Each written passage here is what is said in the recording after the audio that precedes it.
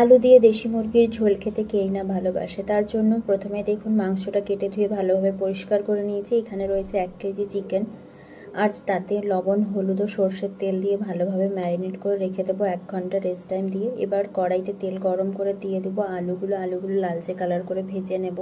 আলু ভাজার ওই তেলেই দিয়ে দেবো শুকনো লঙ্কা, তেজপাতা ফোড়ন আর পেঁয়াজ লালচে করে ভাজা হয়ে গেলে রসুন বাটা, আদা বাটা 2 চামচ ও টমেটো কুচি ও কাঁচা লঙ্কা দিয়ে ভালোভাবে ভেজে নেওয়ার পরে কিছু গুঁড়ো মশলা দিয়ে দেবো। হলুদ, কাশ্মীরি লঙ্কার গুঁড়ো, জিরে গুঁড়ো ও গোলমরিচ গুঁড়ো। এবার জল দিয়ে ভালোভাবে কষিয়ে নিয়ে তেল ছেড়ে আসলেই দিয়ে দেবো ম্যারিনেট করা মাংসটাকে বেশ ভালো মতো কষিয়ে নেব। যখনই জল শুকিয়ে তেল ছেড়ে আসবে তখনই দেবো আলু ও রসুন। এরপরে বেশ কিছুক্ষণ কষিয়ে নেওয়ার পরে একেবারে শুকনো শুকনো হয়ে গেলে দিয়ে দেবো উষ্ণ গরম জল, আর সবশেষে ঝোলটা ফুটে উঠলেই দিয়ে দেবো বাটা গরম মশলা। তাহলেই তৈরি হয়ে যাবে আলু দিয়ে দেশি মুরগির ঝোল। এরকম লাল লাল ঝোল খেতে কারি না।